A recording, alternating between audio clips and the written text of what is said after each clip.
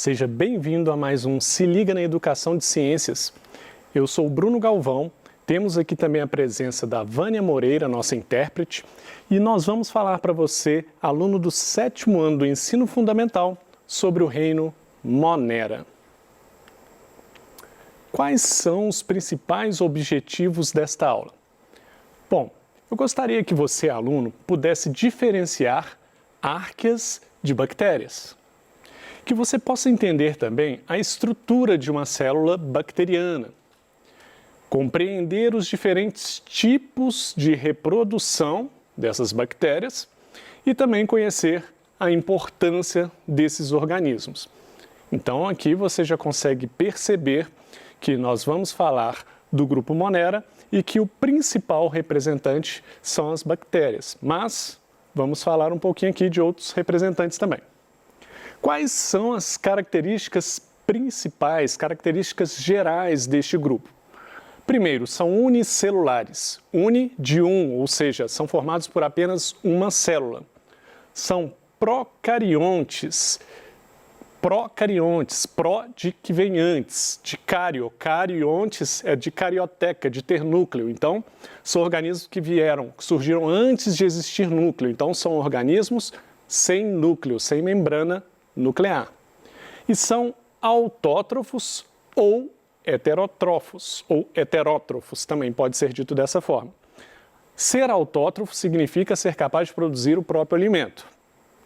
E ser heterotrófico ou heterótrofo significa que precisa de se alimentar de outro ser vivo ou de substâncias oriundas, de outros seres vivos. Vamos ver quais são os representantes, então, desse grupo Monera. Aqui a gente tem uma divisão que nos mostra eucariotos, esse grupo aqui. E os eucariotos, então, são aqueles seres vivos que têm célula com núcleo. Nós vamos falar hoje deste outro grupo aqui, os procariotos. Os procariotos envolvem tanto as árqueas, que antigamente era chamado de arqueabactérias, e as bactérias. Ou seja, as árqueas e as bactérias são os seres vivos que não possuem núcleo celular. Ou seja, a célula não possui membrana para delimitar o DNA que fica dentro dessa célula. Então, essa é a ideia. Nós temos as árqueas e as bactérias. Repare que a árquea, ela está mais próxima, um pouco mais próxima do grupo Eucária, um pouco mais distante do grupo das bactérias. Ou seja, a árquea ela possui algumas características que estão relacionadas com os eucariotos, mas possui também características relacionadas ao grupo das bactérias. Ok? Vamos continuar.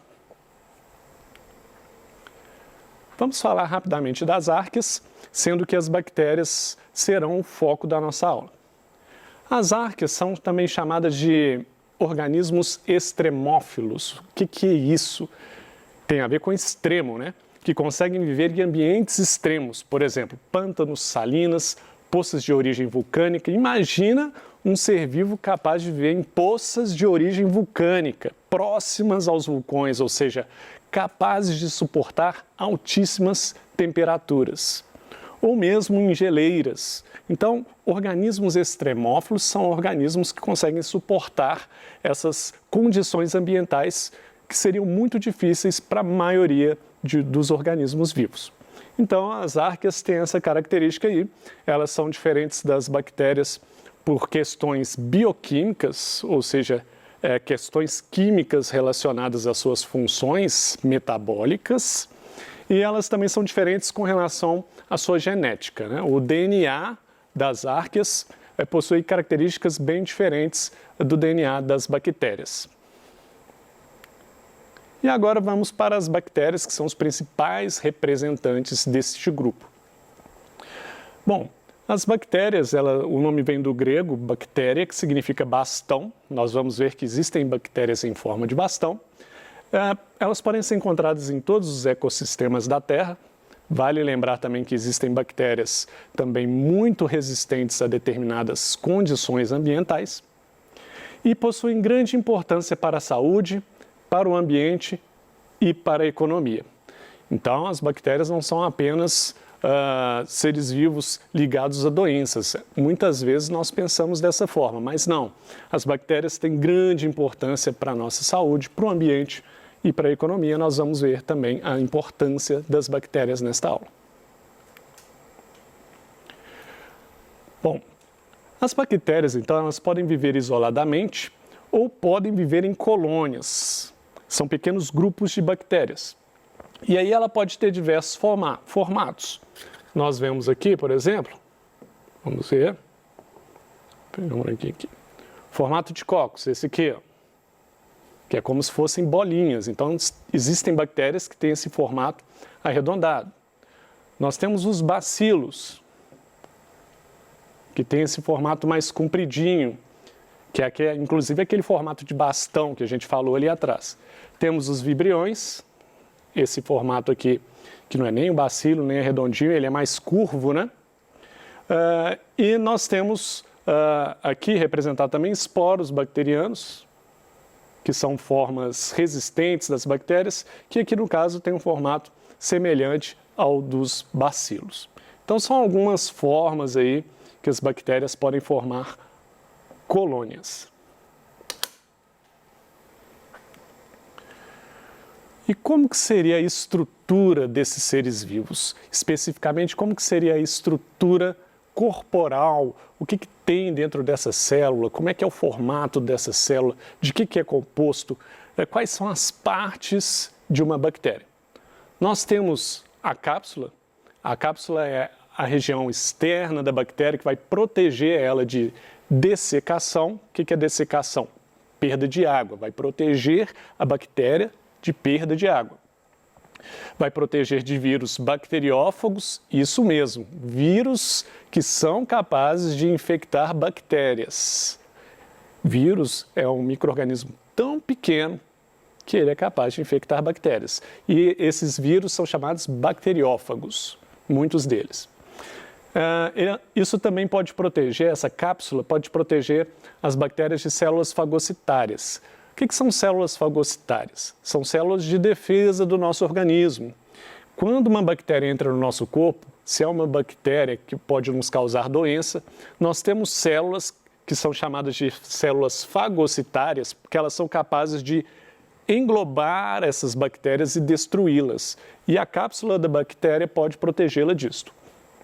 Então, aqui fala células fagocitárias e anticorpos, que tem sido muito falado recentemente, né? Quando a gente está falando de vacina atualmente, sempre pensamos em produção de anticorpos. Não é a única forma do nosso corpo se defender, mas sem dúvida os anticorpos eles são capazes de se ligar nas bactérias e facilitar que as células do nosso corpo destruam aquela bactéria. Que fique claro, então, que o anticorpo não destrói diretamente nenhum micro-organismo. O anticorpo, ele marca o organismo para ser destruído por outras células do nosso corpo. Bom, as bactérias, além da cápsula, então, elas têm um cromossomo, uma única molécula de dupla fita circular de DNA. Então, é bem diferente de nós, seres humanos. Cada célula nossa tem 23 pares de cromossomos. Não, a bactéria, normalmente, você tem bactérias que têm apenas uma molécula de dupla fita de DNA, um cromossomo apenas. O que mais tem numa estrutura de uma bactéria? Flagelos, que são estruturas locomotoras. Não se preocupem, daqui a pouco eu vou mostrar uma figura com tudo isso, tá? Fímbrias ou pili, que tem o seguinte papel: facilitar a aderência da bactéria a substratos, né, onde ela quer se aderir, se agarrar, e ao mesmo tempo aos tecidos de organismos parasitados. Quando ela invade um organismo, essas fímbrias ou pili vão ser importantes para ela se aderir naquele organismo. Membrana celular. Essa a gente já está bem acostumado, a gente viu em células eucarióticas, quando a gente estuda plantas também a gente fala de membrana celular. A membrana celular é aquela membrana que envolve a célula bacteriana e ela vai controlar a entrada e saída de substâncias dessa bactéria, dessa célula. E parede celular. Peraí, então tem membrana celular e parede celular? A membrana celular, então, ela tem a ver com essa troca de substâncias interna e externa. Ela também vai servir de proteção, mas a parede celular, ela vai servir mais ainda de proteção. A parede celular, ela é localizada externamente à membrana plasmática, ou seja, depois da membrana, e ela vai garantir a proteção, inclusive a forma da célula. Ou seja, mesmo que essa célula perca muita água ou ganhe muita água, essa parede ela vai ser resistente à mudança de conformação, à mudança da forma dessa bactéria, protegendo então essa célula. Tem mais na estrutura bacteriana. Plasmídio. O que é isso, professor? Plasmídio. É um DNA também. São moléculas menores de DNA circular que possuem genes que não são essenciais. Olha, plasmídios, então, são uma molécula circular de DNA dentro da bactéria, que não é aquele cromossomo principal da bactéria. É um pequeno DNA. E pode carregar algumas informações importantes, inclusive pode estar ligada à capacidade da bactéria de ser resistente a alguns antibióticos. Nós vamos ver isso aí. E ribossomos, que quando nós estudamos células eucarióticas, células que possuem núcleo, os ribossomos também estão presentes lá. Só que nas células eucarióticas nós temos também mitocôndrias, entre outras organelas, lisossomos e outras. Na bactéria, nós consideramos o ribossomo como um organoide em que ela vai ter somente os ribossomos, ela não tem nenhuma dessas outras organelas membranosas encontradas em células eucarióticas. Inclusive o ribossomo ele não é membranoso, ele não tem uma membrana em volta dele. E ela precisa de ter ribossomo, porque sem ribossomo nenhuma célula é capaz de produzir proteínas. E sem proteínas não tem como fazer a estrutura de organismo nenhum. A base da estrutura do meu corpo, por exemplo, é proteica, é de proteína. Tanto é que quando a gente come muita carne, a gente fala que a gente está tendo uma alimentação rica em proteínas, porque a carne, essa estrutura física, ela é principalmente composta de proteínas. Não é diferente na estrutura de uma bactéria, ou de um protozoário, ou de qualquer outro micro-organismo ou outro ser vivo. A proteína tende a ser a parte estrutural de um corpo, portanto, é necessário que existam ribossomos aqui, que são importantes na produção de proteínas. Vamos ver isso tudo aqui num desenhozinho. Que eu falei, aí fica só na imaginação, aí às vezes fica difícil de entender, né? Então vamos ver aqui, ó. Essa parte aqui, ó, é a cápsula. Lembra que eu falei que a cápsula tem a ver com a proteção, tanto é que está na parte externa, então ela pode resistir a problemas no ambiente que ela está. As fímbrias, aqui ó, são esses, como se fossem esses pelinhos aqui, ó. E elas têm a ver com a aderência dessa bactéria. Por exemplo, se for uma bactéria patogênica no seu intestino, a aderência, ela se agarrar no seu intestino. Bom, nós temos a parede celular, ó. Que aqui tem camada externa e interna, mas eu vou só pintar aqui, ó. Opa, jeito errado. Essa parte aqui toda, ó, é parede celular, que não vai deixar essa célula murchar e nem inchar, dependendo se entra ou se sai água. Logo abaixo da parede celular, aí nós temos aqui, ó, membrana plasmática. A membrana plasmática que está envolvida na entrada e saída de substâncias. Então, a substância consegue atravessar essa membrana plasmática para entrar ou para sair. E DNA em nucleóide. Então, isso tudo aqui, ó, essa parte aqui toda, é DNA. Só que não tem um núcleo envolvendo esse DNA, não tem uma membrana nuclear. Por isso nós chamamos de nucleóide. O DNA está um pouco mais disperso dentro dessa bactéria. Essa é a ideia. Ah, sim, não posso esquecer o flagelo aqui, né? Que é uma estrutura locomotora. esse flagelo ele se movimenta e isso vai fazer com que essa bactéria consiga se movimentar em meios líquidos, por exemplo. Ok? Tá aí a estrutura bacteriana, um pouco do que a gente falou anteriormente. Agora vamos falar da reprodução das bactérias. As bactérias, elas podem se reproduzir de forma assexuada, ou seja, sem troca de gametas, por divisão binária. Tá aqui, ó, você tem uma única célula, uma única bactéria.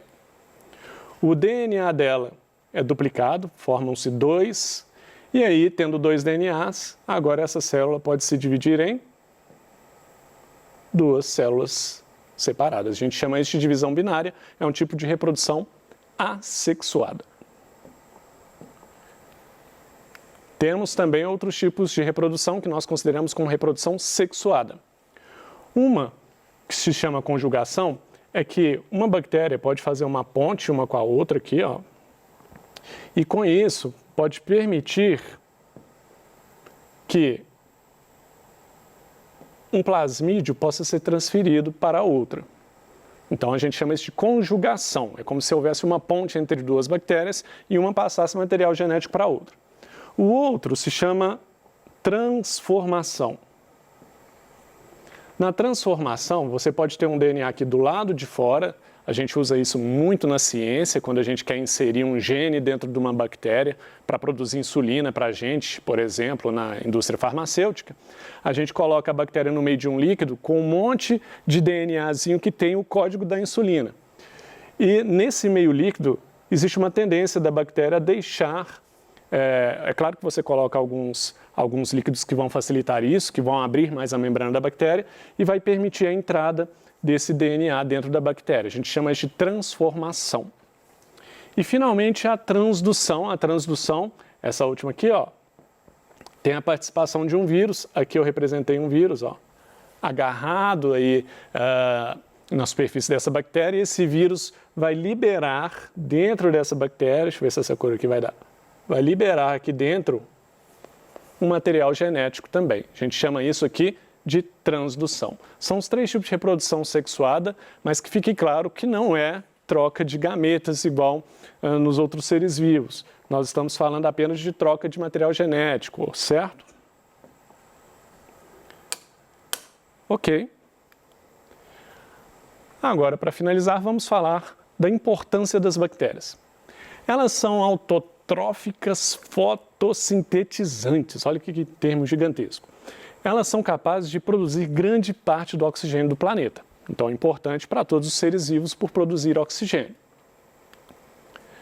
Elas também podem ser autotróficas quimiosintetizantes. Elas podem utilizar substâncias inorgânicas para produzir o próprio alimento, sem depender da luz. E com isso, inclusive, elas podem fazer parte da base da cadeia alimentar, daí a sua importância, ok?